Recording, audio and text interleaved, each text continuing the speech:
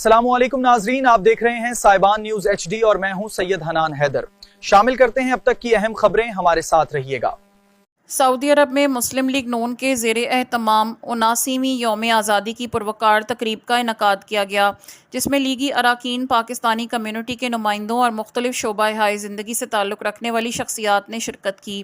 تقریب میں شرکاء نے قومی پرچم لہرایا اور جشن آزادی کا کیک کاٹ کر وطن عزیز سے محبت اور وابستگی کا اظہار کیا۔ سعودی دارالحکومت ریاض میں منعقدہ تقریب میں پاکستان کے 79ویں یوم آزادی کی خوشی بھرپور جوش و جذبے کے ساتھ منائی گئی۔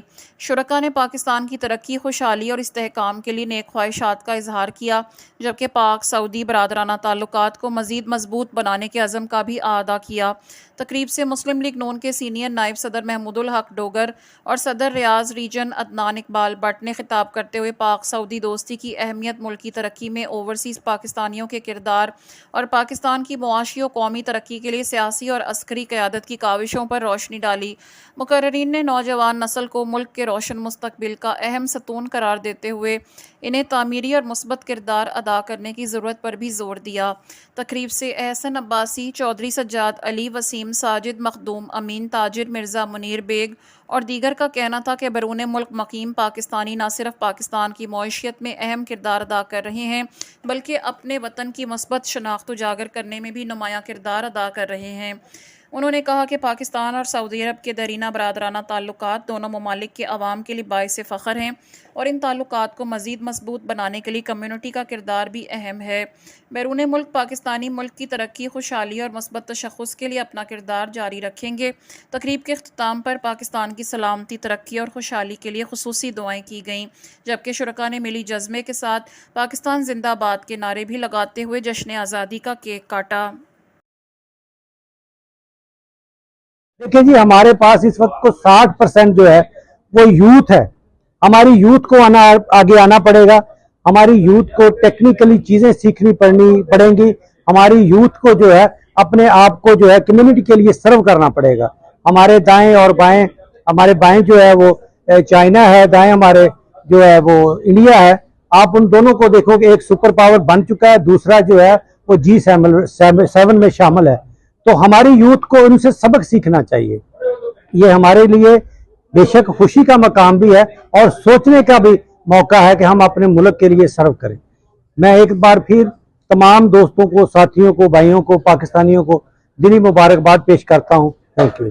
ہو رہی ہے الحمدللہ 7 اگست کو پاکستان، ترکی اور سعودیہ کا ایک معاہدہ ہوا ہے اور اس پس منظر میں 14 اگست ہمارے لیے دوبالا ہو گیا ہے۔ جو آپ کا سوال ہے، آج کی سیاسی قیادت اور عسکری قیادت جو ہے ماشاءاللہ وہ بڑا اچھا کام کر رہی ہے اور اس کے نتائج آپ کے سامنے ہیں کہ الحمدللہ امت مسلمہ اکٹھی ہو رہی ہے، سارے مسلمان ایک چیپٹر پہ اکٹھے ہو رہے ہیں۔ اور پاکستانی عسکری قیادت کا اور پاکستانی سیاسی قیادت کا یہ کمال ہے کہ آج امریکہ بھی پاکستان کی تعریف کر رہا ہے، آج ساری دنیا پاکستان کی تعریف کر رہی ہے، اور جہاں جہاں امن کی بات ہوتی ہے وہاں پاکستان کی بات ہوتی ہے الحمدللہ۔ اور میرے خیال میں اس سے زیادہ اور کیا چیز چاہیے۔ آج کی نوجوان نسل کے لیے سب سے پہلا پیغام تو یہ ہے کہ وہ اپنی تاریخ کو سمجھے اور یہ دیکھیں کہ ہم نے پاکستان کن مشکلات سے حاصل کیا اور کس مقصد کے لیے بنایا ہے، اور ہم اس مقصد کو حاصل کرنے میں کامیاب ہوئے یا نہیں۔ کم از کم اگر ہم نہیں ہوئے، ہماری آنے والی نسل تو کم از کم وہ اس کے ثمرات سے اب فائدہ مند ہو اور پاکستان کو ایک مثالی مملکت بنائیں۔ جزاک اللہ۔ اللہ کا بہت احسان ہے کہ ہم بحیثیت پاکستانی اب پوری دنیا میں فخر سے آپ جی سکتے ہیں۔ یہاں پہ جو ہمارے عرب بھائی ہیں پاکستانیوں کا بڑا احترام کرتے ہیں، سب طرف پاکستان زندہ باد کے نعرے لگ رہے ہیں۔ تو ہمارے اندر جو کچھ جو ایلیمنٹ ہیں پاکستان کے اندر، جو خام خواہ کی جو مخاصمت پیدا کرتے ہیں لوگ، شخصی محبتوں میں مبتلا ہو کے، ان کو وطن کے ساتھ کبھی بھی کھیلنا نہیں چاہیے۔ وطن ہمیشہ آلویز بلند ہے اور وطن ہماری جو ہے آن ہے، بان ہے، شان ہے، اور ہماری عزت جو ہے وہ ہمارے وطن سے ہے۔ جزاکم اللہ خیر۔